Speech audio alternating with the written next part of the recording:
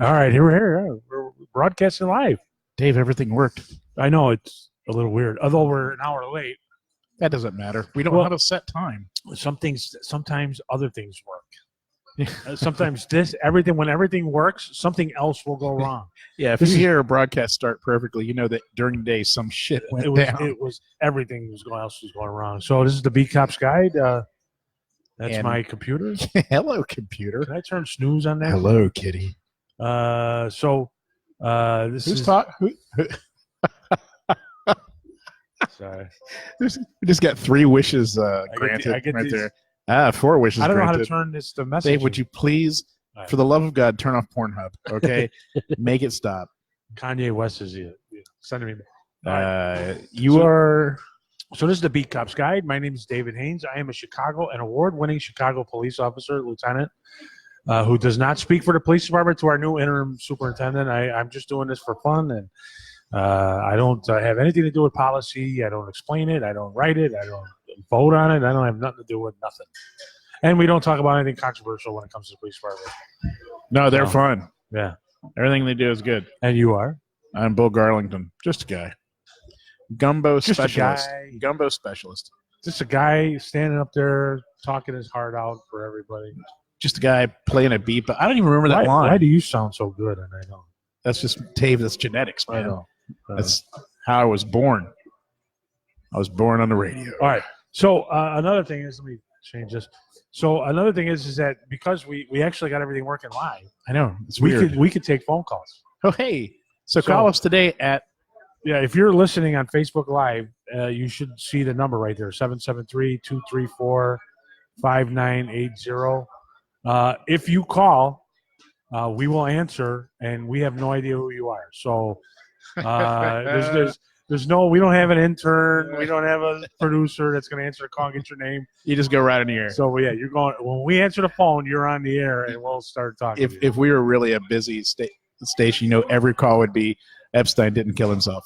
Oh. Every single one of them would be there. That is like the new viral thing. I'm telling you. Did you see the video? Did I send you the video? Yes, you did. That was the pretty good. That was pretty good. Some guys on the top of the electric pole found a note that said Epstein not kill himself. Although I bet you those guys put that on. Well, duh. It's pretty funny.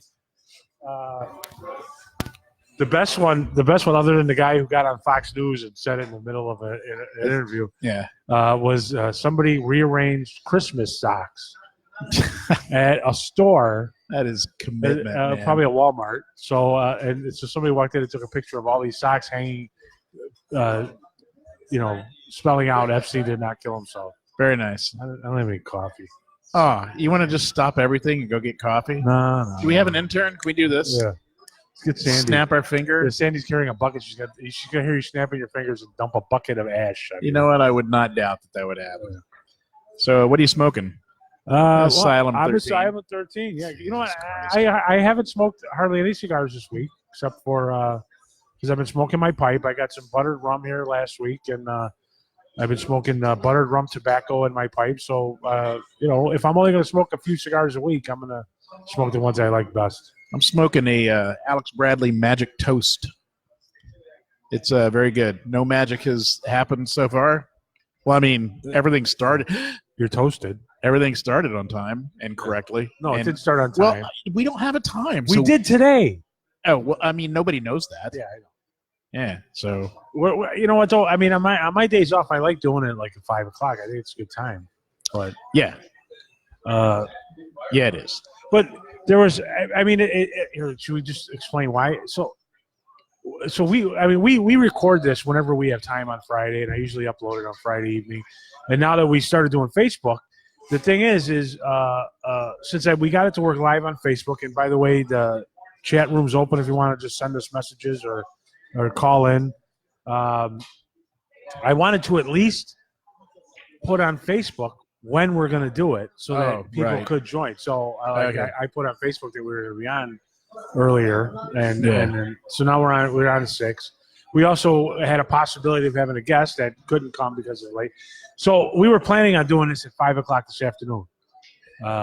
So we're sorry. Well, I don't. We're only how late? I don't think we have to apologize. Except I just wanted to explain why We're only not. an hour and a half late. But It's pretty good for us. I woke up today around noon or 1. Let's hear about your day, dude. And Mattress talk with Dave Haynes. my dog had chewed off her hind end, apparently, or at least a piece of it. Oh my God, like a chunk? Like was she? Well, she chewed the fur off, pulled it out, and the vet called it a hot spot. But, I mean, it looked pretty nasty. I mean, it Yeah. wasn't bleeding, flowing blood, but it was like somebody threw her and she skinned her ass on the sidewalk. And so my daughter's like, what, and it wasn't there yesterday. So I'm like, oh shit, something's wrong. And now Mange. let me tell you something. I Aggressive called the fleas. vet, and the only time they had available. First of all, I called the vet, and they apparently closed for lunch between 11 and 1, something like that, for 2 hours during the middle of the day. They're open early in the morning. 2-hour lunch? Yeah. You need a new vet. Well, you know what? I think what happens is they do a 2-hour lunch because the first hour is usually cleaning up you have people that wait. So they end, you know what I mean? The people that are there with appointments, they go past the first hour during the first. I don't give a shit. Whatever. But the point is, I called 10 minutes after that 2-hour lunch break started. Yeah. So here's what I was thinking. I felt stupid calling and asking for an appointment. What I should have done was just picked her and put her in the car and gone there and just been there. And they probably would have seen me, right? I mean, they probably wouldn't have. If your dog's walking around bleeding, they're not going to say, we don't have time till Thursday. Yeah, you're gonna have to come in 4 or 5 There is a hours. doggy ER. in the Yeah, city. it wasn't that bad. Yeah. And I told them what happened, and so it was really nothing. It turned out to be And how much does this cost? $329. Jeez, shoot the dog. I'm telling you, hey, my dog. Do you have dog insurance? No, you can get dog insurance. Yes, you can. You can get dog medical insurance. Insurance for all, Dave. How do you do that? Because this is ridiculous. It's probably why these vets there's never any question of what the cost is while you're doing this. It's not like What do you mean? we could do this. My vet explains every single thing to me, Yeah, but and before they do it. they explain what they're doing. Do they explain what it's going to cost? Oh yeah, they tell me how much it costs. I should be more. There's a vet closer to your house that's a really good vet. Why is that where you go? Yeah, really good. Where? What's that? Riser. Oh, over on Tui? Yeah, Oh, yeah, I should go there. they're really good, man. I think we go to this place because a friend of ours works there. And another wish has been I'm sorry. granted. Another angel got their wings. Yeah. I don't have loyalty to my friends with business. If my friend is in a business and I'm using their business and it doesn't do anything right, I'm out. I don't care. The friendship and the business are separate, man. You don't owe your friends anything for business. I mean, me and you do, but Yeah, no, I'm starting to agree, and I also did just think that, I mean, on the one hand, I think a lot of times these vets, they charge you because they know you're not gonna, you're gonna pay. I mean, you have this animal. well, you're they don't responsible. charge you for stuff that doesn't exist. No, but I think the prices are higher than they should be. Like one of the things they said is what it is they think she got a bug bite or something. Nothing long term, nothing. So it's not like they tried to gouge you, Yeah. but one of the things they said is you're not giving her flea and tick stuff enough. You should be doing it every month. Okay, and then they tell us if you want to buy this, they start giving us brands, and I'm telling my wife I don't want to do that. And the lady who's actually a friend of ours is like, well, we have this chewable tablet. If you buy the 6 months dose, it comes with 3 months free. And I was telling my wife, I said, I don't want to do that because what we'll do is then we're going to get 9 months of this stuff. We're going to take it home. We're going to put it in a drawer And forget and about forget about it. Yep. And dog's still going to be sick. And my wife's like, you're right, because of and this is something that you preach all the time. If Everything okay, Dave? my microphone, it's like I need a Viagra for my microphone. If we get it on Amazon. We can subscribe, and it will come once There a you go. month. That's right. And we're not paying You're 6 months. still going to worth. put it in the drawer and forget about it, but No, you do no, it monthly. It'll come a month, and that'll oh, hey, time to, and just give her the stupid dose. So Did you subscribe to dog food on Amazon yet? Yeah. It's the only way to live, man. I want to see how much of my life I can put on Amazon. do you feed your dogs grain-free dog food? No, I don't give a shit. Yeah, we started feeding our dog grain-free dog food about 6-8 months ago. I don't know. She immediately lost weight. Her skin is better and everything. So I go in there today, and the doctor says, we don't recommend giving dogs grain-free dog food. It causes heart disease. Yay. I'm like, what the hell are you talking They should put that on the front of the can. New grain-free Alpo causes heart disease. I'm like, well, and so I said, but wait a minute. I said, you got to understand, this dog, with you, I was like, the grain-free dog, who gives a shit? Just feed the dog whatever, But my wife said, They eat no, cat poop. we should give it grain. My wife forced us to go grain-free. And I cannot deny a big change. She's dropped probably 20 pounds. She's much more active. 20 pounds? Well, maybe not that much, but she's dropped a lot of weight for her That's size. most of the dog. No, I think she's 42 now, and she was almost 60. So not Wow. maybe quite 20 pounds, but she's got much more active, and her skin looks better. Her fur, everything looks better. I cannot deny my wife was right about this. I don't want my dog active. And so then I tell this to the doctor. The doctor goes, "Yeah, but they've seen some correlation between grain-free diets and heart disease. So yeah, she might look better, but she'll die." Yay. I'm like, well, as long as she looks good. Yeah, I mean, she'll die good looking. That's what plastic surgery is for. I think that we Well, should when cut a we- commercial. When we stuff her and put her next to the fireplace, we want her to look good. Great, have good skin, man. That we should make a commercial for that dog food. For Like that. grain-free dog food. Yeah, grain-free dog food. Your dog will shed 20 pounds and look great. She'll die. And she'll look good stuffed. Get yours today on Amazon.com. All right. So I'm sorry. So that's my day. That's why That's your that's day. why we're an hour late. I had an interesting day today. I yelled at my therapist. Well, not yet. I didn't yell. Was it on the street that when you just No. happened to say, it was- you're cheating? I mean, you have other therapy patients. No, I have I'm going to therapy for a very interesting reason. I'm not going because there's something wrong. I'm going there's something I want to achieve and I don't know how to do it. Like it's a positive thing. Like Well, you first lower the zipper. thank you. I'm trying to level up in my career. So I went to a counselor that does professional development as part of their therapy stuff, right?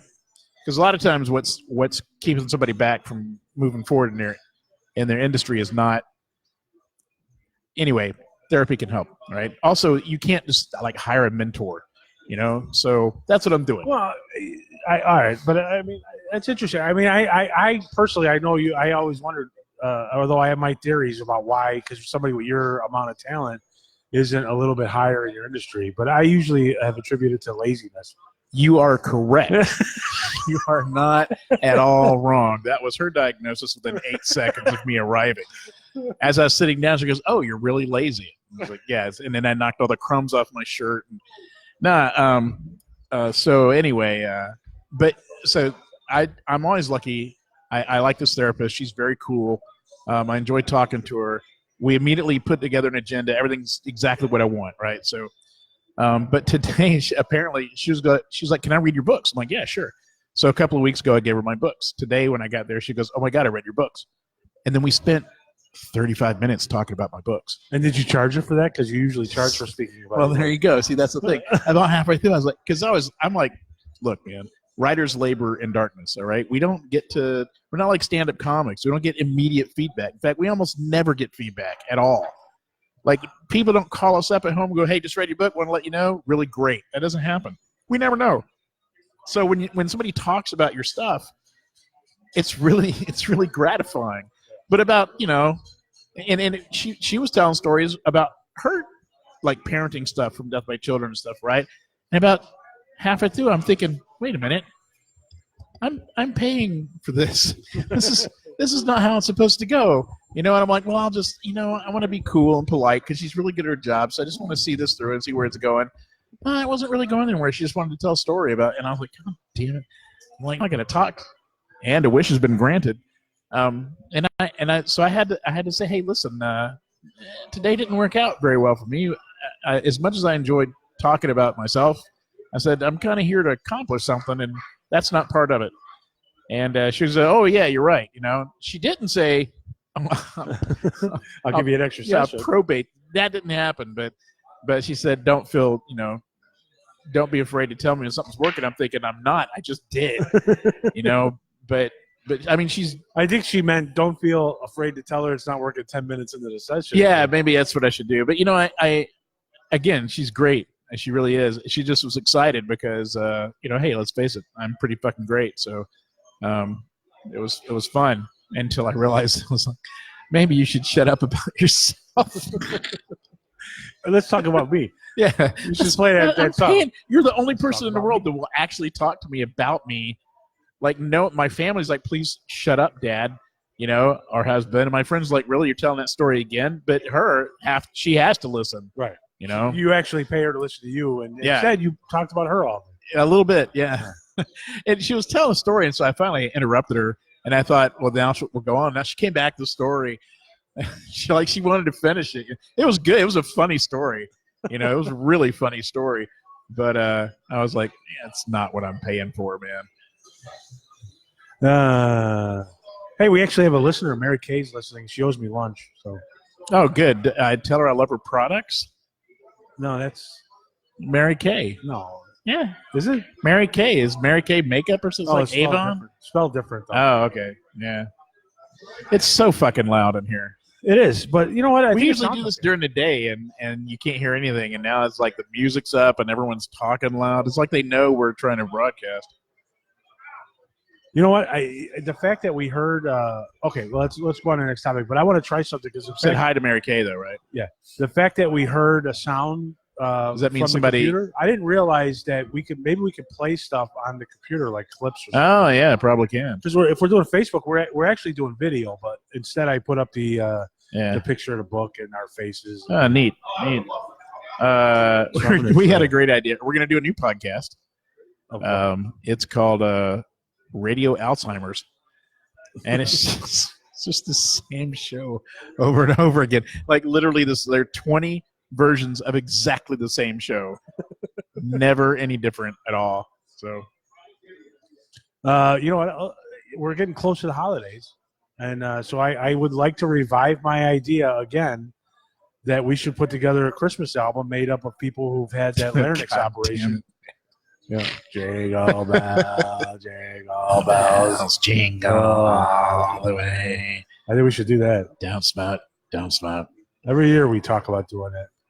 We have so many great ideas. Every year I talk about doing the We Suck Singers. Never happens. I think that's a great. Yeah, I'm full of great ideas. Nothing at all. I did join the gym again. I'm back at the gym. Worked out yesterday. I hurt really bad right now.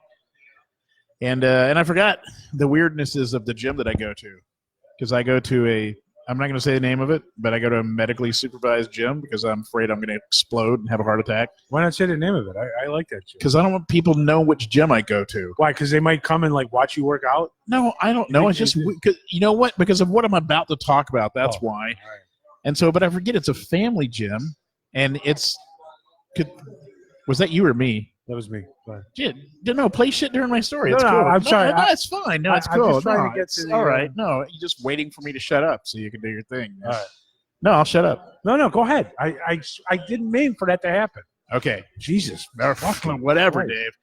Right. I forgot about how many old men like me are in the gym and how we don't give a damn about anything. And it's just balls everywhere. Let it all hang out. You can always tell new guys and young guys come in and they arrange their towel tents of privacy, right? Like they hide practically. They practically stand inside their locker, and the old dudes are just like 1 foot propped up, and they're asking you about the weather, And I don't think that's just at your place. So I go to the swimming pool over in Niles sometimes with the family. We go swimming and stuff. The same thing there. All the old guys just walk around, man. It's an old guy thing. Yeah, it's Yeah, it's an old guy thing. Yeah, zero. But there's one more weird thing about it. That is, you go in.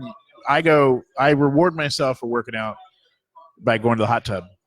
And so when I come back from the hot tub, you have to take a shower, and then they have your bathing suit drying machine right there. So you I pop love your that thing. pop your bathing suit in there, dries it. And but as I get out of the hot tub, it's like kids swimming time, and people bring their kids in the locker room. Yeah. And so I'm walking through there with a towel over my shoulder and a bag with my bathing suit in there. Old man balls out, and there's all these like 4-year-old kids parading by, and I'm like, I feel pervy, man.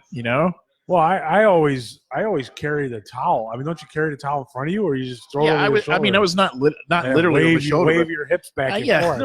No, I carry when I walk through. Queen.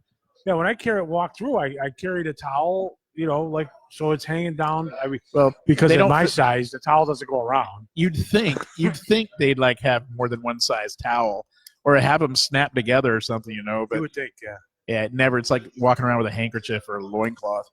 And but even still, they're ass tall. You know what I mean? Yeah. And I'm just thinking these poor kids, because the whole place is fucking Fitbit. Well, when there's a bunch of kids around, just because I don't know, I don't want to make it fun of a bunch of kids. I will wear my swimsuit and take the shower, and then go change, and then come back and do my swimsuit. I mean, you could do that if you're worried about it. Yeah, I forgot about them. Because yesterday was my first day back in a long time. So I just come swinging out of the shower, and there's like 10 kids walking towards me. And it's boys and girls. Yeah. And I'm like, son of a bitch. Well, I work out in the station, and I forgot we didn't have a hot tub, so I probably shouldn't have took my clothes off before I walked out of the hallway. In the public area. No, so all right. So what else we got? Wait, can I try something? Well, wait. What are we gonna move on to? I'll wait till we get to the top. Food is next. Okay, fine, whatever. Don't forget, if you want to call in. Matter of fact, if you are listening, and please call in because I want to see if this works. Yeah. Mary Kay, please call us. 773-234-5980. That number again is 773-234-5980. Colin, win a prize. And my wife, if you're listening, yes, you should feed the dogs. Pictures of me at the gym. So, all right, go ahead. You got something food related? I don't know. I didn't open up my talk about. What am I going to talk about? I didn't open up my. We went to. We had dinner Sunday in Edison Park at Don Juan's. Oh yeah, I love Don Juan's. I had my rehearsal dinner there 27 years ago. Get the fuck out, really? Yeah. I didn't know they've been around that long. It's my in-laws' favorite Mexican restaurant. I love Edison Park, man. It's kind of like having a little chunk of downtown close to our house, And we usually go to Cafe Touche, the French bistro right there, because they really are a French bistro. It's great. It's like being in France. Because just like in France, all the cooking staff is Mexican and all the wait staff is Polish. That's France, right? And but anyway, we're at Don Juan's. We love them because they have duck taquitos, which are delicious. But it was weird because our waitress was a waitress from a restaurant we used to go to a long time ago. Remember Tanzatero in our neighborhood? Used to be there. Juan's place right there at Elston in Milwaukee. Oh yeah. Yeah. Well, we're sitting there and I'm looking at my waitress and I'm like, wait a minute, I know her. And it was weird. So I was thinking, how weird is it? Because I mean, that's part of the life of food service is you go restaurant to restaurant as they close or change or whatever, But how weird is it to run into old waiters and stuff, Yeah. Well, that story went nowhere. Yeah. Interesting, Chris. Thanks. Yeah. Wow. I mean, I did run into a restaurateur that I used to know at a place in this neighborhood, and he was a waiter there now. Instead of a restaurant owner, he was a waiter at a different restaurant. And it was really awkward because he felt like he needed to explain himself to us, and we felt like we wanted him just to go away, Yeah. Are you ready? Yeah. So I'm running on fumes right now. You know what? Do you ever wonder, I wonder whatever happened to Peter McCarthy, because he had a couple of good restaurants in the neighborhood, and then I never saw him. He's probably went to another state or, All right. So what the topic when we were getting food is I wanted to talk about restaurants that are open on Thanksgiving. Yay. Because I was thinking about this because my we're not really sure what we're doing for Thanksgiving. It's a weird year for the holidays for me, for my family, not for my wife and kids' family, but for my sisters and I family, because my mother died this year, and Condolences. yeah, thank you. And so now we're approaching the holidays, and it's kind of like and my older sister is taking a job in California, so she's moving to California. Oh, And so we're so I was like, what do we want? So as it turns out, she's planning now on leaving the Saturday before Thanksgiving. So my older sister won't be here for Thanksgiving. smart. And then I was thinking, well, do we want to go? Now we go to the in-law. Traditionally, we've gone to the in-laws for Christmas. We've gone to my family for Thanksgiving.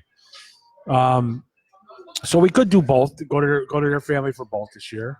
My father doesn't really have Thanksgiving. He goes somewhere else. So, or another thing I'm thinking about was maybe we could go out. Maybe we go to Eagle Ridge. They have a Thanksgiving package up in Galena, and go to Galena for the weekend. There's take your coupons kids. for that on the local tourist. Yeah. What? There's coupons for that on the local tourist. Oh, I didn't know that. Yep. So I started looking at that, and then it got me thinking about the only time in my life I've ever gone out to dinner on Thanksgiving was when I was still in rehab after my motorcycle accident because I couldn't handle stairs, and so thank you. And so we ended up going out. We ended up going out to a restaurant. Thanks. We went to White Eagle. Yeah. It wasn't that good. Yeah, well, it's Polish food. Yeah, it wasn't that good. It's meant to stick with you. But it was, it was the only way we could all get together because of various medical problems. And so it worked out. So I started thinking about where could you go on Thanksgiving. And what did if you don't discover, want to cook Dave? dinner? Actually, it's the local tourist. If you go to a local tourist, they did an article on it.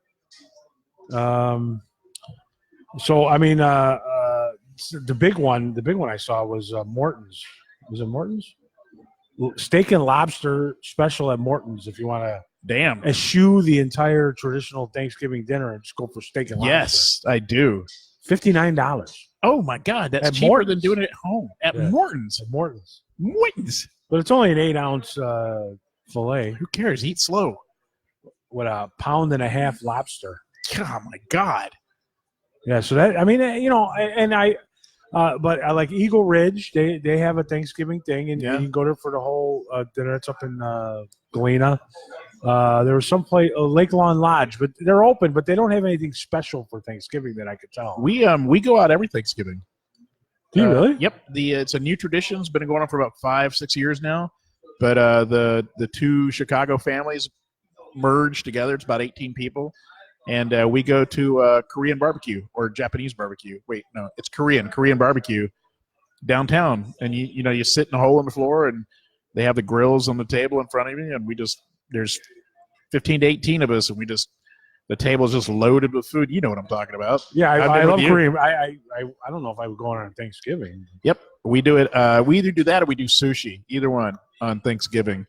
And we just drink a lot and eat a lot, and it's great, especially great now since so many of our kids are 21. Yeah, and so we have a great time. It's actually better when your kids are under 21 but old enough to drive, so that they're too young to drink, but they can drive you home. Designated driver. Tuscany and Wheeling will serve a seasonal Thanksgiving.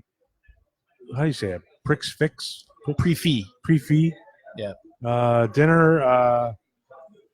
$34.95 per person. And it's a full traditional turkey, mashed potatoes. Why would you stay at home? What about Denny's? Denny, I don't know. Let's see. I'm looking for. So the only thing about this is local tourist has it like each page is a separate restaurant, so they don't have like a list. That's so that you click through. Yeah, it's drawing you through there. It's SEO stuff, man. Gold Coast. Hold on. Gold Coast Grand Thanksgiving Buffet. $129. That's a big one. Yeah, it's a Gold Coast, though. Yeah. Doesn't say exactly where it's at. If you live in the Gold Coast, you'll know. Oh, I guess the Gold Coast Ballroom. I'm sorry. Oh, there you go. I'm sorry. When I think of the Gold Coast, I think of Michigan Avenue. Do you also dance when you're there? Yeah, I think so. traditional elaborate Thanksgiving buffet in the Gold Coast Ballroom of the Drake. And I've been there, and that's fantastic. It's a I love the beautiful Drake. place. Love it so much. And for an extra $25, you can get your chip-in racist uncle to eat with you. Or for an extra $50, you can get Guido, the killer pimp, to chase you as you leave the Drake. There you go. How many people? How many people are sitting out there going, "I don't understand that reference." Yeah, you got to grow up in Chicago, and I didn't grow up in Chicago, and I still know what you're talking about. All right, if you understand what that reference is, and you're listening, Call us at 773-234-5980, or leave a comment on Facebook that you understand where Guido, the killer pimp, comes from. All right, so that's. I'm going to Alabama for Thanksgiving. Are you really? Yep. First time in years and years and years and years, and it is quite difficult to convince my wife to go there, but we're doing it. We're gonna head out because she's not from there, right? She's from she's from here. She's from Chicago. she's from a place where they actually have running water and shoes. Oh my God, the racism is thick tonight. I don't think it's racist. It is racist. I don't think it's racist to call hillbillies hillbillies. Oh my God, David. Oh my God, you racist motherfucker. For those of you not going to Alabama, where when you ask for a bagel, they send you to the pet store. The Lincolnshire Marriott Resort. Same joke for 10 years. 10 years. 10 years, the same joke. Right. Hey, good jokes never get a new joke. Right. So now, if you go down to Alabama, Lincolnshire Resort is $42 per person. If you go down to Alabama, you're going down to visit your family. Yeah. And your family is a traditional conservative religious family. Do they do the full-on Thanksgiving? Oh, yeah. Well, there's additional aspects to it. There's a lot more biscuits than people usually have. There's probably going to be some fried catfish. Probably not going to be very much alcohol or none. And then we will be eating with a considerable number of Native Americans, which is weird. Why? Because it's Thanksgiving. And but why do you import Native Americans just because it's Thanksgiving? Or no, my sister. My relatives are Native American. Oh, okay. Well, yeah. that makes sense. Yeah. No, it's the way you said it was because it's Thanksgiving. Oh, yeah, we bring in the Indians on Thanksgiving. What the hell does that mean? No, it's just talking about racist. I always feel weird because it's like we're celebrating that dinner. We're right after that dinner. We were pretty much anyway. We're going to take all your land and kill you. So that's not what the dinner's about. I'm not going to get into this BS with you. Sorry, Snowflake said what? Are you going to? Do you have? Do they buy the turkey at a store, or is it like a fresh killed turkey? Well, I mean, my stepfather is a turkey hunter, so he might shoot a turkey. So, but if anybody out there listening has hunted turkey, you know that hunting turkey does not mean you get a turkey. It is notoriously difficult to hunt turkey, even though they're just go for the big fat ones that are white. Yeah. First of all, there aren't any white turkeys in the wild. You know that. I know. But you know what? I also know that the turkeys that you hunt are not right. People who grew up in a city, they're skinny and they're tough and they're a little gamey. Yeah, but I've only had it once. They're good though. I don't think they're as good as the turkeys. Now, even I've gotten fresh turkeys from the poultry place where they literally were killed hours before Thanksgiving dinner. I probably shouldn't have taken the kids to that, but it was, here's your act, son. Go to it. But the turkeys that we get are considerably larger than wild turkeys. Yeah, because they're pumped full of shit, and it's completely artificial. I think it's actually not artificial. I think it's it is artificial. No, it's like inbreeding. It's some kind of that's natural. They're not chemicals. It's everything together, man. It's genetic manipulation. It's chemicals. It's the way they feed them. It's the way they live. It's completely unnatural. Not that I give a damn. I eat that shit. Yes, it is. Tasty. It's good. It's good. So I'm fine with it. Well, we also do.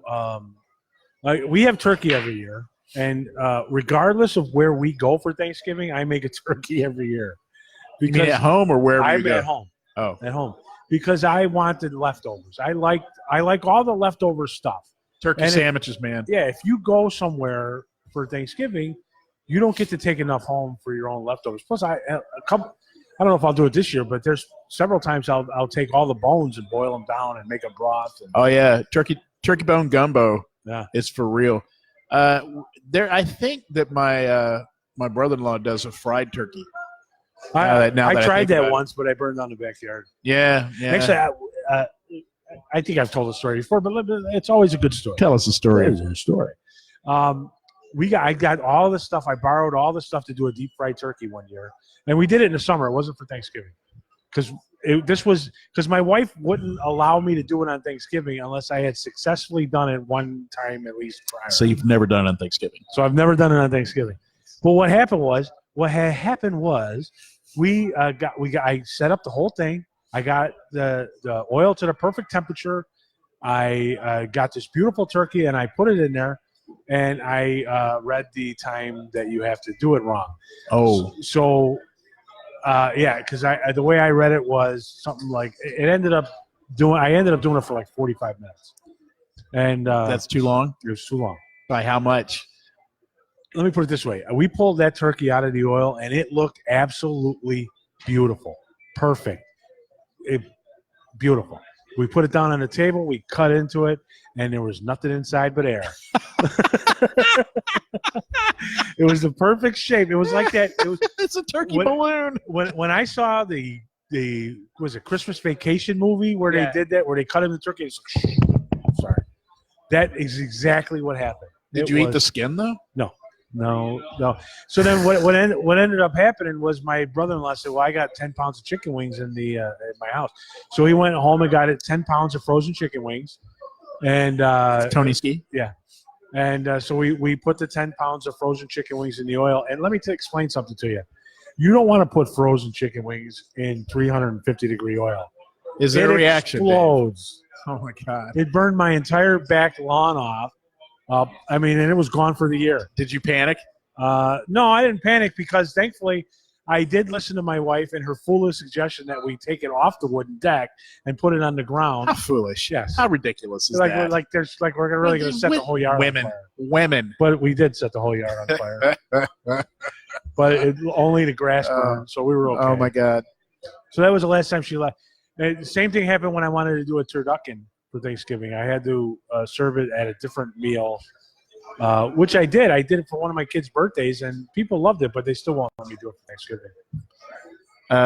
The guy I used to do the pop-up dinner with, he did turduckens on order every year. He'd do like 20 or 30 of them. Oh, yeah? Yeah. Interesting story. I love turduckens. Yeah, What's wrong with me, man? Great. You're doing great. Here's another story where I just say 2 words and it's over. One time I had catfish. You're like what's his name? Zach Galifianakis in Between Two Ferns. Remember that time you had a turkey? That was cool. That is a brilliant, brilliant series. Absolutely brilliant series. What kind of weird traditions do you know of on Thanksgiving, though? I've heard of the tomato throwing one. That one's pretty cool. I haven't heard. What's that? Rowdy Native Americans throw tomatoes at white people. I've not heard of that. Yeah, it happens a couple of places. Why is it? Do you have to hurt somebody else to have a good tradition? I don't understand. Well, first of all, I don't think tomatoes hurt, and second of all, I think when I read the story, everybody was in on it.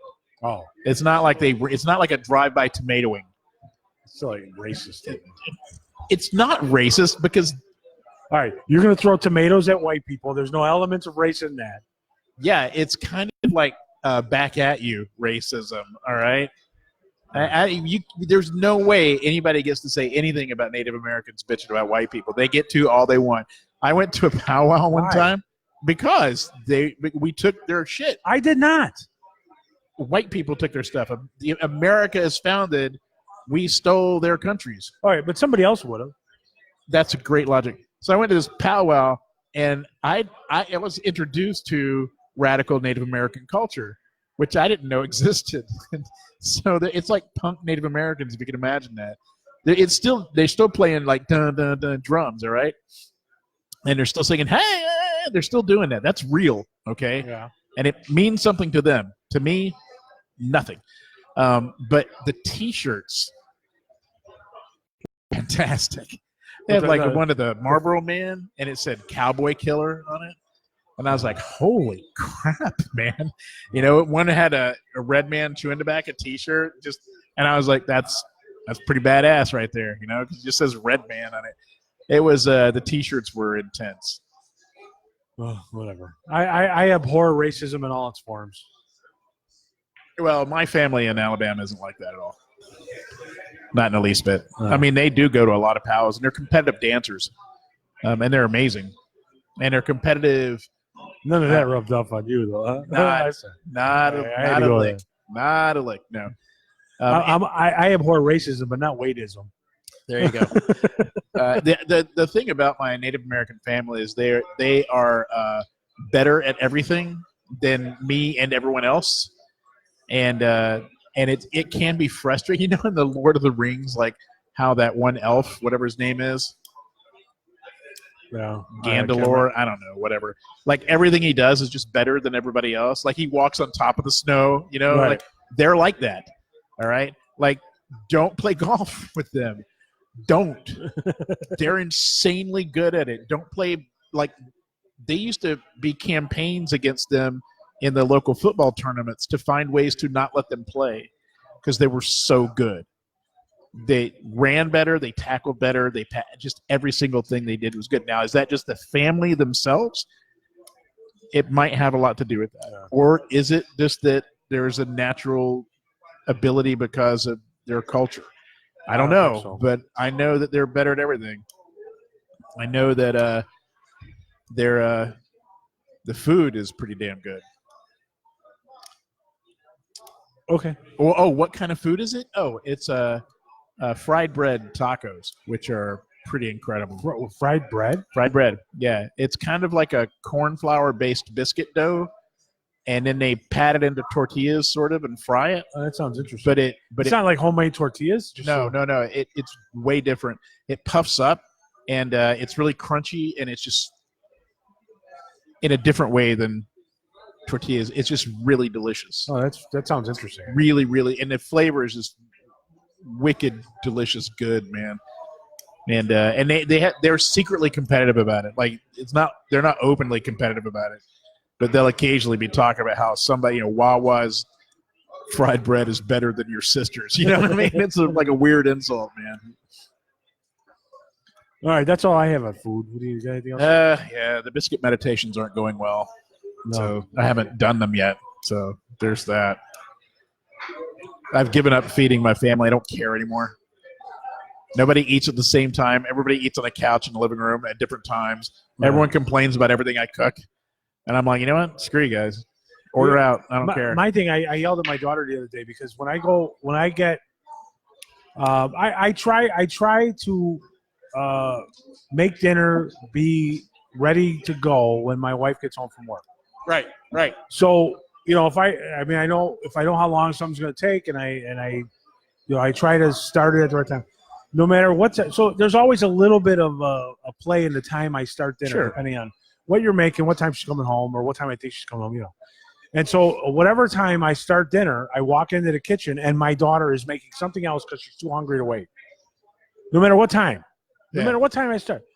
And, I mean, my youngest daughter, first of all, she doesn't like what I make for dinner, and. I understand she's a cake bomber. She just baking is driving me nuts. No, she's a great baker, not a great cleaner upper afterward. You But got to train your kids differently, right? See, if I went around and did it another time, I would like train, you know, I would figure out what the first kid is. If the first kid's like super creative, then the second kid, I'm training them to be really neat and tidy and want to clean. Like I'm going to make their life all about cleaning. yeah, right, doesn't work. Yeah. And the third one's an accountant. So I had a discussion today because I woke up. My daughter had a friend over. They were baking a cake, you know, not cleaning up. And I get up and I start to make breakfast, and I'm like, I call my daughter and I'm like, listen, and she's like, I'm gonna clean it up. I'm gonna clean it up. Just don't worry about it. And I'm like, wait a minute, let me explain something to you. All right, I said, first of all, you have the milk that you left out. If you leave it out, it's gonna go bad. The bread that you left out, if you leave it out, it's going to go stale. I mean, this is like brand new stuff that I just bought last night. So, you know, but I don't eat bread and I don't drink milk. So I'm like, Now, that just means you won't have it. I mean, I don't care. I'm not going to buy any more until I go shopping again. So if you let it go bad, it's fine. I said, but I do have to take issue with the fact that you can't leave a plugged-in hand mixer in the sink. I agree. And I said, now that's a step too far. I said, the milk going bad. It's not going to kill the anybody. bread going stale means you're not going to get bread for a few days. Yeah. The milk going bad means somebody might get sick. But you're going to kill somebody with this. Yeah, that's wrong. If you reach in and somebody's water, you're going to die. Don't ever do it again under any circumstances. And so I had to yell, and I hate yelling, especially. Yeah, but it's for a good reason. Yeah. You know, Those you are got to times- teach her about a mise en place. What? Mise en place. Or mise. You ever see when there's a cooking show and like all our ingredients are in little bowls? Yeah. You got to teach her that, man. That's a good important. idea.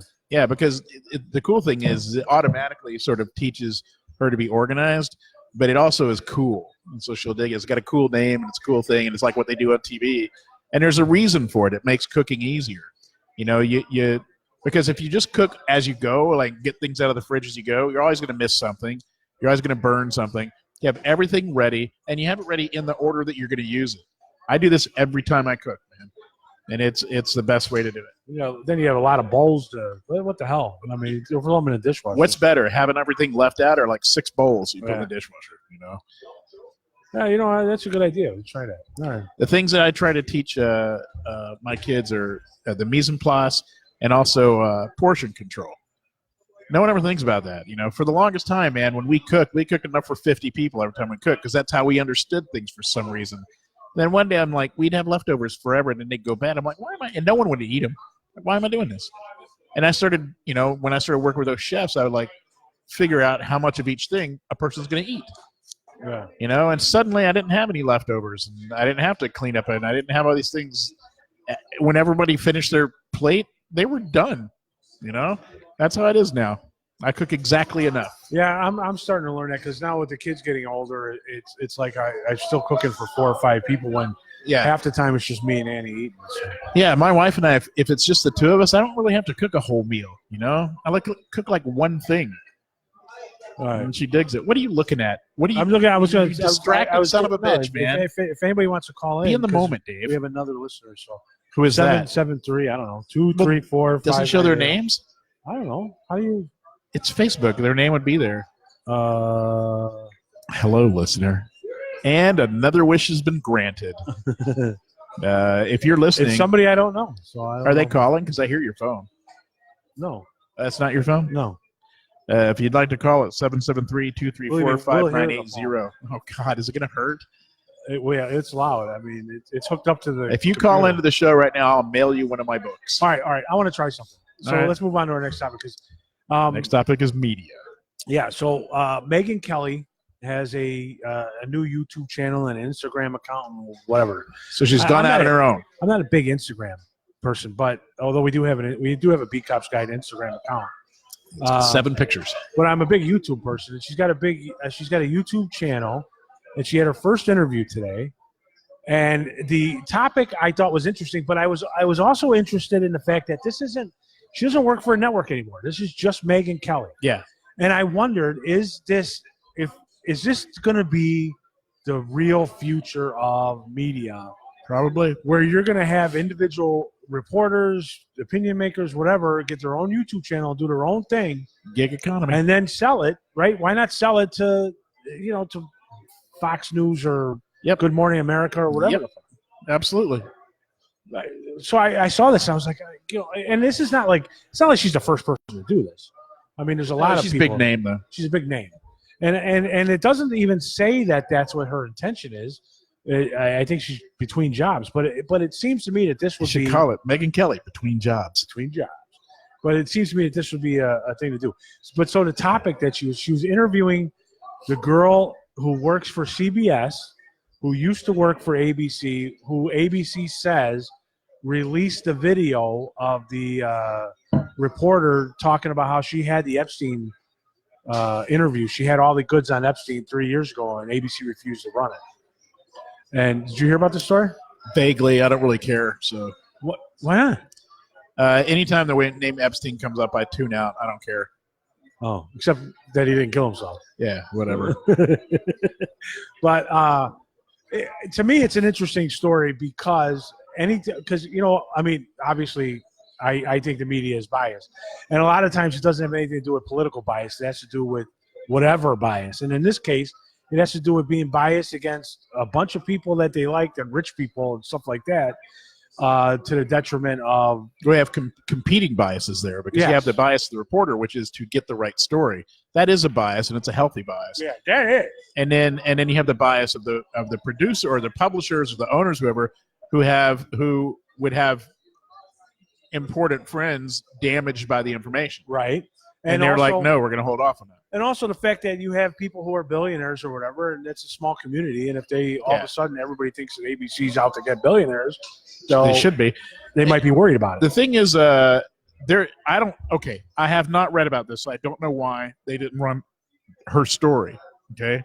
But think about if you're a network and you're about to run a story about a billionaire or two and a child slavery ring or whatever it was, you want to make sure that the facts are extremely irrefutable. Like they're airtight, they're hermetically sealed.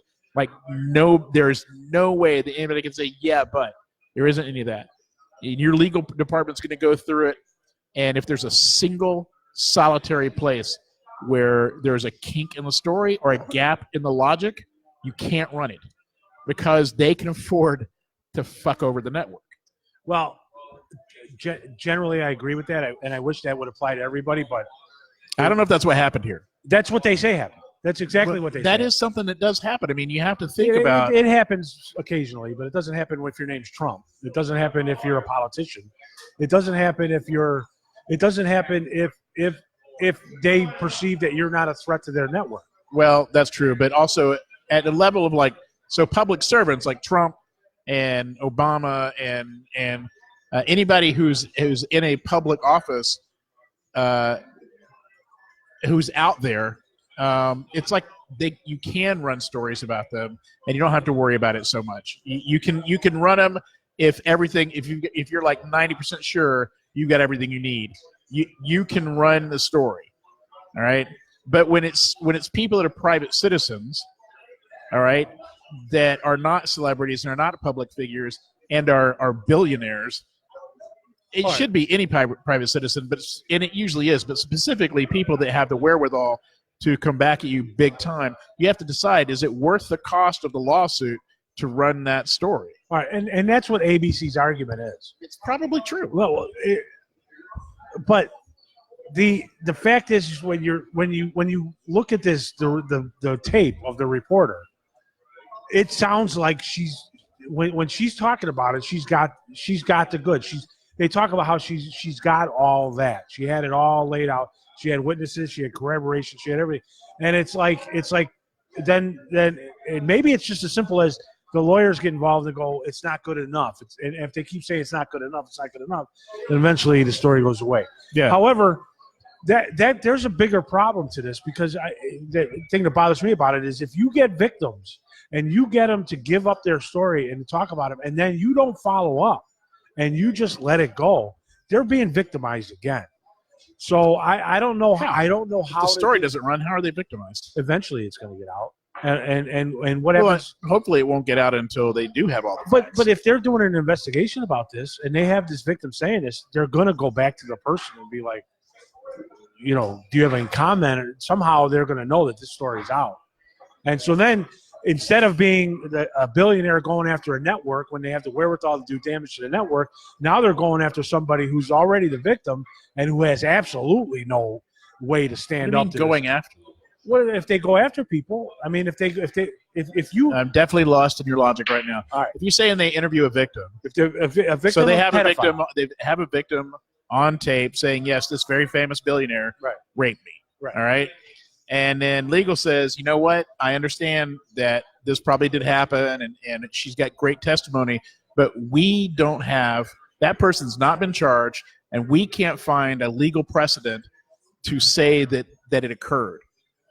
At this moment, it is exclusively an allegation, and we don't think that you have enough evidence to publish that allegation. All right. But if you're doing an investigation about somebody, that person, Let's call him let's say you mean the victim, or do you mean the billionaire? the billionaire. Let's keep our tags. All right, if you're doing an investigation of a billionaire, generally speaking, that person's going to find out that somebody's asking questions and what they're asking questions about. Sure. Okay. So what you have here is you have a victim of pedophilia or rape who's given their statement to reporters. Reporters are now asking questions. And then they decide to drop it. Well, that billionaire has an incentive to go after the victim again and shut them up. And we saw with Harvey Weinstein that he did it. He destroyed people's careers or really damaged people's careers who had the gumption to stand up to him and tell him no. I mean, there were stories about, Harvey Weinstein doing real serious damage to actresses' careers who refused his stuff. Now, so the question, the point I'm making is that if you start down this road as a reporter, The point you're making is media is bad. what? The point you're making is the media is bad. No, I don't know of any way to solve this problem. But other than the fact that if everybody's honest and forthright, then I don't know. I mean, the problem that I have is that it's really gonna be hard for people. The problem you have is that you don't value the media. No, well, I that's not the problem for this. My problem is that there are people who are victims of crimes and who are victims of this kind of predatory problems that have no recourse because you have these rich people who can buy the media and buy the justice system for years. And so that's a problem. It's not just the media. This guy also got away. Look at how he got away with in Florida. He got a slap on the wrist. And so it's What guy? Epstein. So it's a problem. I don't know how to solve that problem. But anyway, so the topic it was an interesting topic. So this reporter was caught on a hot mic. She was talking to, according to this producer lady, they were doing. A lot of people saw this. It wasn't just her. And but this reporter when she was talking about it, seemed like she thought she had a good story. And it didn't happen. So Megyn Kelly interviewed this producer that got fired. Now, this is what was interesting to me about this is this all happened at ABC. And then ABC said that this producer is the one that leaked this tape. So they went to CBS, where she works now, and got her fired. And that seems, How did that work? I think they called up CBS and said she leaked the tape, but CBS said you're fired.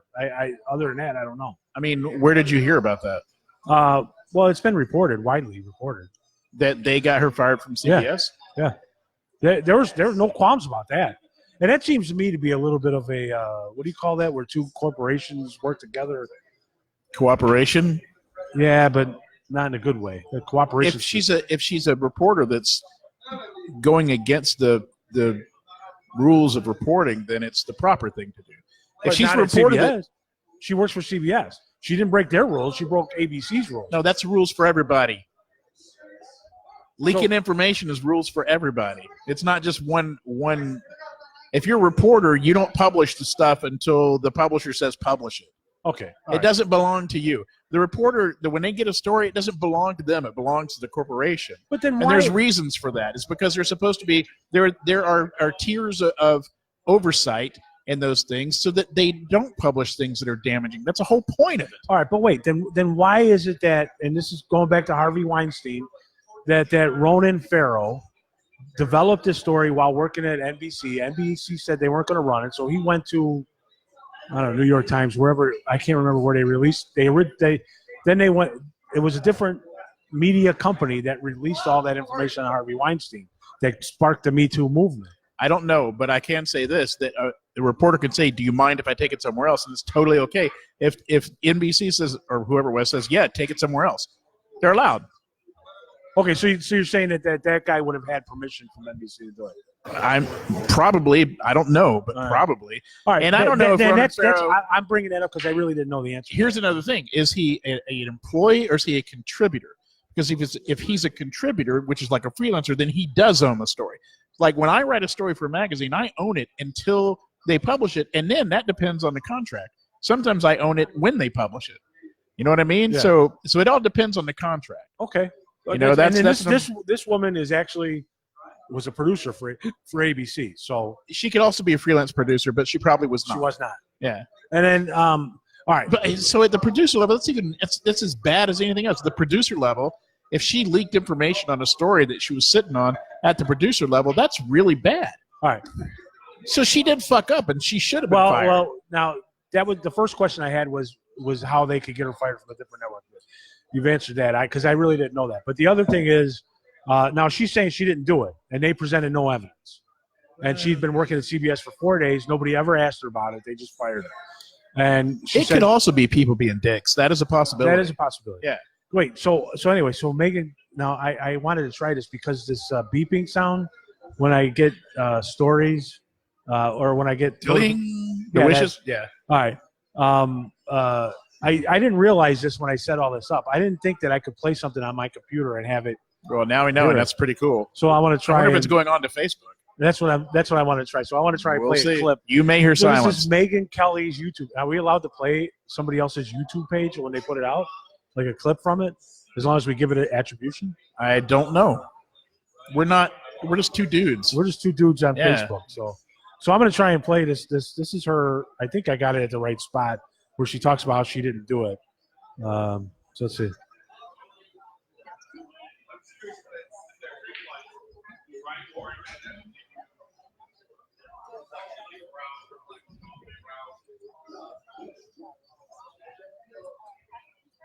All right. So her first question was, "Did you leak the tape?" And she said she did not. She's this lady saying she had nothing to do with this, and that nobody presented any evidence that she did, other than She the didn't fact. say that. She just Well, asked she if does she's a producer. later. Oh, well, she didn't say it just then, though. Okay, but her contention is that she did not leak the tape, Right. And so she got fired for it. So it's interesting. And they're not going to. They're probably not going to broadcast their own internal problems. They don't have to. No, it's true. No, they don't have to. You don't hear about all the shit that happens behind the newspaper headlines, which is plenty, because they don't have to, and most people aren't interested. You know. All right, so I don't know if that went out over Facebook. However, I'm looking at the tape. So when we play this on our website, it looks like that did not go. We did not record it on our Adobe Audition. So It's weird. Interesting. Yeah, strange. Very interesting. That's how they get you, Dave. It's the Tesla effect. All right, so we'll see. We'll listen on Facebook. That was right at about we're at 1 hour, so it's right at about the 1 hour mark that will show. I have to go back and check and see. I'll never fully understand your disenfranchisement with the media. I mean, they're bound. It's an enormous organization. There's bound to be plenty of mistakes, but overall, they're important. Because if we didn't have the media, then people that are in power. Absolutely, I am all for the media. My problem with them is I'm going to call you on that. I think they selectively report based on their own personal bias. Such an extraordinary generalization. It absolutely is, but that's what I see. I see them not reporting stories. I see one network reporting a story and another network not reporting it at all. And there's nothing wrong with that. There's nothing wrong with it as long as everybody is following the same rules and everybody consumer-wise is looking at different places. But it's not. I don't even know what that means. NBC doesn't have to broadcast the same shit as CBS. No, but then we should be watching both NBC and CBS to get the full story. Well, I mean, best of luck with that. Well, you know what I'm saying. I mean, everybody just watches Facebook. They get their news from Facebook and Twitter and Colbert. I think I get more news from Colbert than I do from watching the news. You know, because I see stuff on Colbert. I'm like, wait, that can't be real. Now I watch Rachel Maddow because my wife watches Rachel Maddow, and I'm like, holy shit, I can't believe that. That's amazing. She's an incredible. Her team is amazing. Like her collection of journalists. If I thought Rachel Maddow was fair, I would say she's one of the best presenters in news. See, that's weird because I don't like her presentation. Are you serious? Really? Here's my problem. I have a hard time keeping up with her. She is relentless. She delivers a lot of news in a short amount of time, and she doesn't have breaks. She doesn't have graphic stuff that interrupts her. She doesn't do it like any other broadcaster. That's really strange because when I watch her, I find her to be one of the easiest people to follow. It seems like everything she does is in a sort of a Oh, no, building block she's- way of. Her logic is impeccable, Yeah. and her reporting is absolutely airtight. She's the best broadcast journalist out there right now. I don't know about that. I think she's the I best know- presenter out there. Now. She's the best broadcast journalist. Period. Her team is great. I understand she's got an agenda. She's got an agenda. That is they're unequivocal. There's no doubt about that. She is reporting on the president almost exclusively. She is dogged on that. But you know what? Thank God, because she brings stuff out on that nobody else covers. Like, for instance, the other day I was watching it, and there's this new book coming out. I'm sorry, everybody. That was really gross. There's this new book coming out, and in it there's an in-house. There's the whistleblower, the insider, and all has this book cut out called Warning, and they talk about how working in the White House right now is just is emotionally relentless. Oh, that's by the anonymous guy. Yeah, Yeah. It's emotionally relentless, and that it is. They are professionally baffled about how to deal with the president, and for the last year and a half, I've been like, why the fuck is he campaigning now? Like, it's early, right? Like, why is he out campaigning? And I'm like, it's no one else ever campaigned that early, and I'm like, I wonder why. And now it comes out that they would send him to do rallies because he likes doing rallies, and he'd be out of their hair. That's why they did it. Because if they didn't, they could not keep up with him because he doesn't do anything through channels. He just goes and tweets out stuff. He doesn't check with anyone. Well, I think he's worried that if he does, they'll leak stuff out. Like this anonymous guy is. No, that's not. It's like No. he does things completely differently than anybody else could have done them. Yeah, Because wrong. he thinks that people are treating him differently than anybody else got treated, because he's like, people are writing books anonymously talking about how they're treating him differently than other people get treated. Yeah, okay, but why? Because he's out there. He's a fucking nut. Yeah, and he's in the most powerful political seat on the planet, and he's a lunatic. And But he got elected. He gets to set policy. He gets to set, Yeah. Yes No. That's,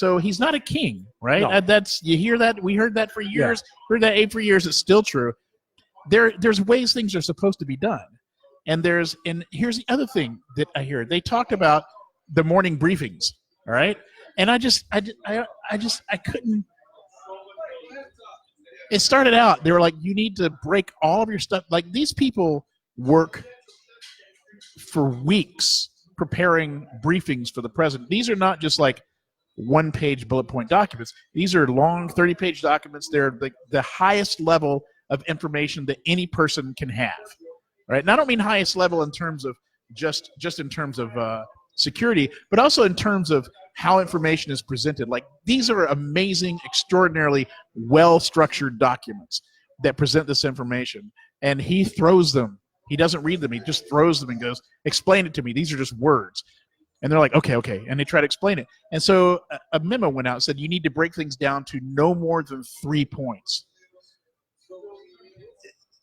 He's not in a 3-point world. He's in a 30-page world. All right, but there's been other people who have said that that's not true. Well, I mean, So you have to choose to believe that's true.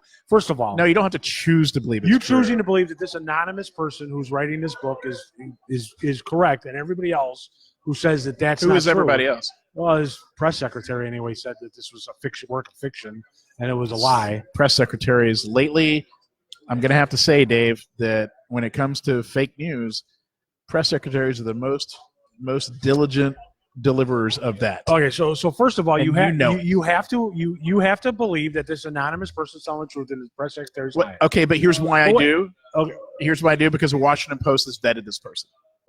Okay, In other words, they know who it is. I understand that. So they're saying that this person is anonymous for a reason, and that they are at the level that they claim to be. Okay. And we know that. So what we're doing is we're saying that this person who's at the level that they claim to be is telling the truth, and the other people are not. You're choosing to believe one person and over another, which is fine. That's your right. That's fine. it's my right, but it's not something that I do randomly. I mean, if you're talking about me believing this person who's anonymous has been vetted by the Washington Post over the fifth press secretary of the Trump administration, Yeah. I'm picking that guy. All right. Because he's an administrative guy. But here's the other thing too. It's the idea that that there's something wrong with breaking stuff down into small pieces. Yeah, but it doesn't stop at the It's three not bullet like points. it's not like this is a brand new thing. I mean, even For presidents, it is. Aaron Sorkin wrote a West Wing about that very topic 10 years ago. And that all that stuff, by the way, because I listen to West Wing Weekly. If you want to listen to it, It's so weird to me Rishi that you love West Wing so Hashway. much, and yet you're and Joshua Molina's podcast, which is coming to an end because they went through every single episode. But anyway, the point is a lot of that stuff was based, at least in part, on reality during the Clinton White House. But it didn't stop at just 3 bullet points, right? It kept going. A week later, it went out again to all these people and said, listen, you can't even – 3 points is too much. You need to break it down to a single topic. You need to repeat that topic over and over again until the president understands what you're talking about. All right? So they have to bring it down to 1 bullet point, to one single thing, to a president.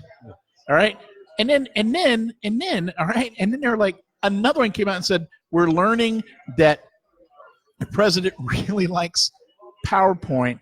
And then they were like, it needs to be 1 slide, and it has to be a picture.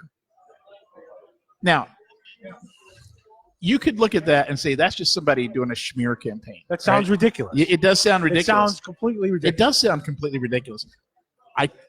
I believe it because of course you do. You hate Trump. Well, I mean, I don't like the man either, but he's a lunatic. when things sound completely ridiculous, I have a tendency to believe that they're completely ridiculous. I think most of the time I would agree with you. I don't. this time I think that why would you want to defend the Trump? Why would you want to defend it? Because he got a he's I don't care if the guy elected. He's the president. Who cares? And I don't like him particularly, but I think that Democrats are crazy, and I think that they're doing stuff that's completely ridiculous. And I think when a book comes out and says completely fantastical stuff, you have to stop and go, wait a minute. Doesn't that sound crazy? It does sound crazy, but read his tweets. The guy's nuts. The guy's a lunatic. He tweets out. He does not understand policy. I wouldn't want this guy running like a regional nonprofit. All right, but the fucking United States, it's insane, man. Yeah, Conway West is going to run for president in 2024. So. All right, you know what? I don't doubt it, man. No, but okay, let's we're over an hour, so let's. There was one other thing I wanted to talk about, because I have developed a sort of a guilty pleasure. Oh, really, Dave? Yeah. Really, does it involve Q-tips and? I'm not going to say I get up and watch the entire thing every day, but I am really starting to enjoy watching The View. At least clips. Oh, Dave! At least clips of it. Oh, Dave! Because when they get into fights, it's a lot of fun to watch. So stupid. It's a lot of fun to watch. I've never watched it. I have no idea. Oh, I've never once watched The View. I can't take Whoopi Goldberg seriously. I just can't. She used to have a radio show here, and I actually liked the radio show. I actually like Whoopi Goldberg. She's fine, but I just they had Donald Trump Jr. on. Yeah, I understand he tweeted out the name of the whistleblower during that episode or something. Before that episode, was it? Yeah. Who was it? I don't know. It's some guy with an Italian name. I can't remember his name. Scaramouche? No. It's not the mooch. But it was interesting to watch that because Donald Trump Jr. is not a member of the government. Donald Trump Jr. retweeted a story by a reputable news outlet. At least I think they're a reputable news outlet. Who are they? Real Clear. It was Real Clear Investigation. I know about Real Clear, and they're not. Really? Go back up all their ownership. They're an agenda-based thing, just like MSNBC or Fox. They're agenda-based. They're not. I think their history. They're not unbiased journalism. I read Real Clear History, Real Clear Politics, and this is the first time I actually heard of Real Clear Investigation. Back it up. Go find out who owns them. But anyway, back it up. Look at Columbia Journalism. They tweeted it out, or they did a story about it, about this guy, and there was another news outlet that did a story about this guy, and so then he retweeted something, and so this woman, Sunny Hostin, said that, you know, first of all, I thought he was on there with his girlfriend who used to be on Fox News. I can't remember her name, but this woman turns to her and goes, "Did you explain to your boyfriend?" Because she's a lawyer. Did you explain to your boyfriend that what he did was illegal? And I was like, first of all, that's a real It's a demeaning question. demeaning It's question. a demeaning. That's why that show is stupid. But then she said, well, it's not illegal to retweet a news source. You know, it's not illegal. He didn't give the name out because he learned it from his father. He gave the name out because he learned it from a news source. So Was it published? it was published. Yeah. So a news source published it? Yeah. Who? Real Clear Investigations, and then there was another one too. Did they publish the name of the person, like, Yeah. knowingly, like they know who it is, like Yeah. they can prove it? Apparently, everybody in Washington knows who it is. Makes me mad because I don't know who it is. I can't remember his name. You can look it up. But the other thing was there were some fun parts where he turned and goes, you know, he like said something to Joy Behar about wearing blackface, and she goes, I never wear blackface. And then there was newspapers that were like showing the picture of her wearing blackface and playing the clip of her admitting that she wore blackface years ago. And then he went after Whoopi Goldberg because she said, you Did know, she wear blackface? that they were talking about impeachment the day after the election. She goes, no, we didn't. And then another news source played a clip of them the day after the election talking about how we have to impeach them. So it's like that was fun to watch, but I mean, I love when they get into fights, and I really like that Meghan McCain, and she hates Trump too. Yeah. She's I'm this on Meghan McCain. I don't know.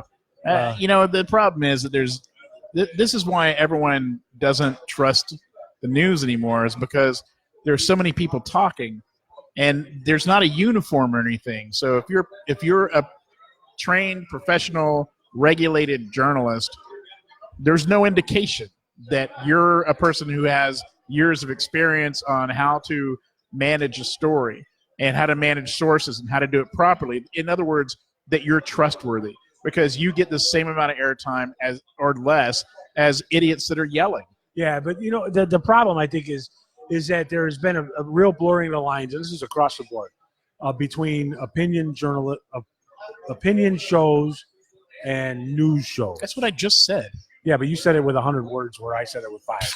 And so there was something. There was somebody was presenting a bill about how that all networks should have to market or do something to show that this is opinion based or this is. There should. You know, newsprint does that. In newsprint, Well, that's like commentary where they put this is a commentary. it's sad that anybody has to do that, but there's a kind of news called infotainment, and newspapers have to tell you when they're doing that. So you'll see a little thing up there running, and this is not a news story or something along those lines. This is an advertisement, you know, because it looks exactly like a news story, but it's an advertisement. But that happens in broadcast journalism too, and sometimes people aren't entirely aware of that. But I love the fact that when I heard that, I thought, man, that sounds kind of reasonable.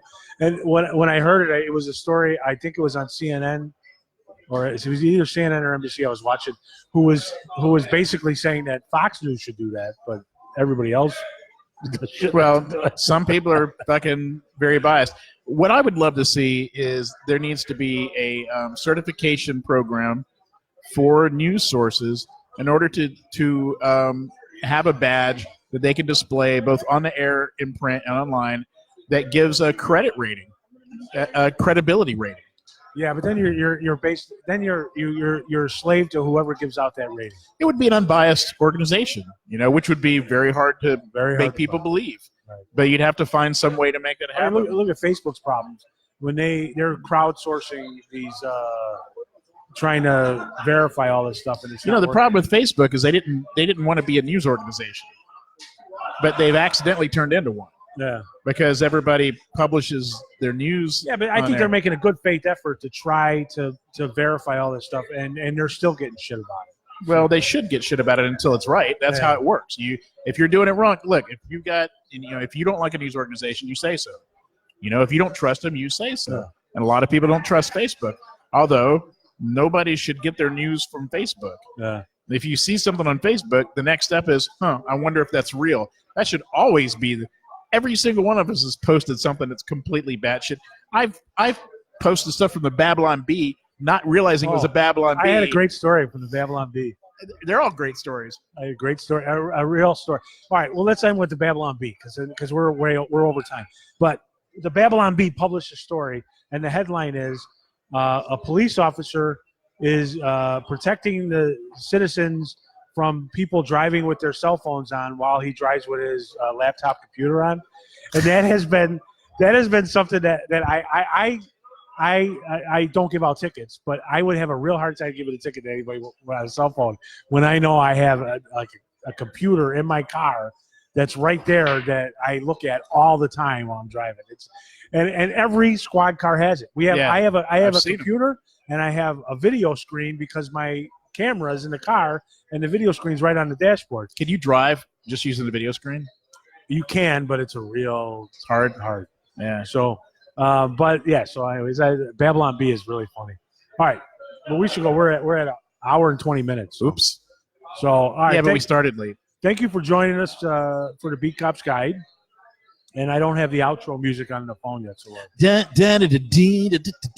join us next week. We're going to try it to be at 5 o'clock. 5 o'clock next week. All right.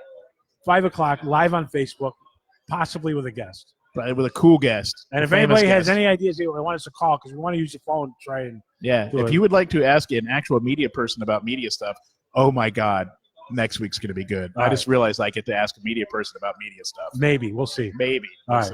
We'll talk to you later. I'm not going home.